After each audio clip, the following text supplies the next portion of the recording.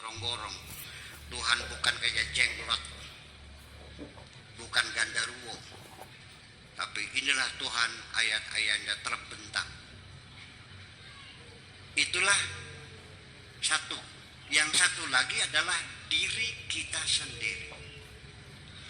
Alam semesta merupakan salah satu tajalli Tuhan.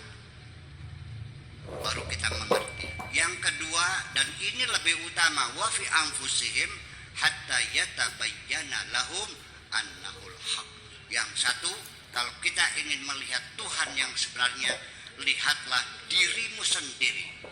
Makanya muncul ada pepatah, orang bilangnya hadis, tapi ini bukan hadis, tapi ini hadis Yunani, Aristoteles, yang mengatakan man arafa nafsahu arafa rabbah. Barang siapa yang mengenal dirinya, maka dia akan mengenal Tuhannya. Ini artinya bahwa untuk melihat Tuhan, nggak usah bilang Tuhan cobalah nongol kayak apa. Lihat saja diriku sendiri, lihatlah alam semesta, engkau sudah punya bukti yang pasti bahwa Allah adalah benar. Ibu-ibu dan bapak sekalian, kita bicara bintang-bintang alam semesta. Bermiliar-miliar bintang. Bintang-bintang ini, ibu-ibu sekalian, itu kullu nafsin dha'iqatul maut. Semua apa saja, semuanya akan ada masa kematian. Semuanya akan kematian. Matahari kita juga akan mati.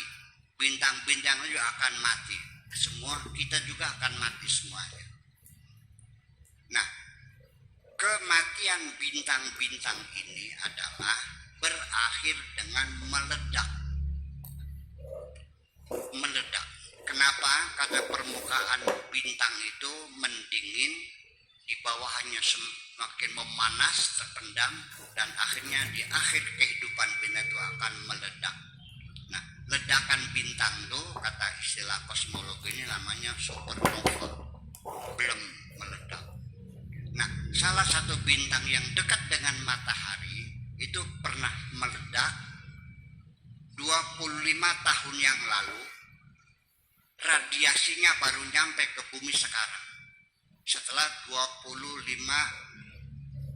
tahun baru radiasinya. Itu bintang terdekat. Nah, kalau yang bintang yang terjauh, ya ukurannya mungkin 100 miliar tahun baru nyampe ke kita. Bayangkan.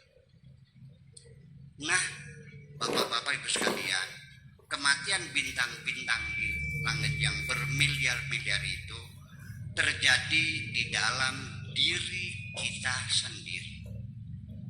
Manusia ini, kalau boleh saya katakan replika atau miniatur, tapi mungkin kurang tepat, katakan saja sebagai mahallut tajalli, tempat tampilan Tuhan. Itu juga nggak tepat juga, sudah tajalli aja dah, ya, bentar tajalli aja. Supaya jangan salah paham nantinya. Nanti beda sedikit saja nanti bisa kacau nanti. Manusia sebagai mahallu tajalli Tuhan sama dengan alam semesta.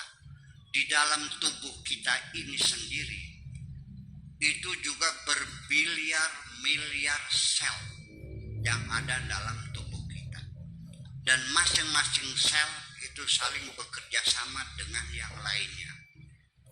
Seperti bintang-bintang juga sama, planet-planet kita berputar dan mengelilingi, dan semuanya punya fungsi.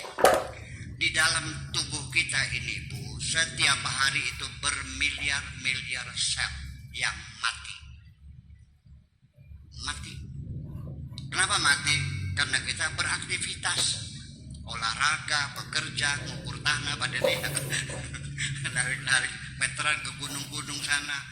Itu banyak sel yang mati, sekitar 18 miliar sel yang mati. Itu ibu-ibu sekalian diganti lagi dengan sel-sel yang baru. Makanya di dalam surat Yasin dikatakan waman nu'ammirhu nunakkisu fil khalqi afala taqilun. Sudah tahu Bu? Sudah saya asik. Wa man nu'ammir sapa wonge kang den dawakaken umure dari wong kenene. Orang yang umurnya diberi panjang oleh Tuhan, nunakisu fil khalqi, kejadiannya kami ulangi.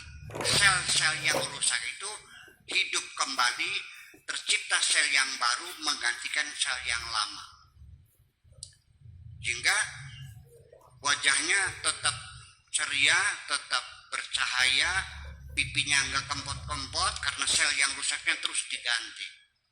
Nah, kenapa ibu-ibu cepat tua? Karena sel yang mati tidak terganti seutuhnya. Mati 10 miliar, gantinya hanya 9 miliar. Umur 40 sudah pet kabeh. Nah, di sini saya ingin barangkali bisa membantu ibu-ibu. Pengen awet muda nggak Bu? Nah, ada ilmunya nanti. Bagaimana sel-sel itu diganti.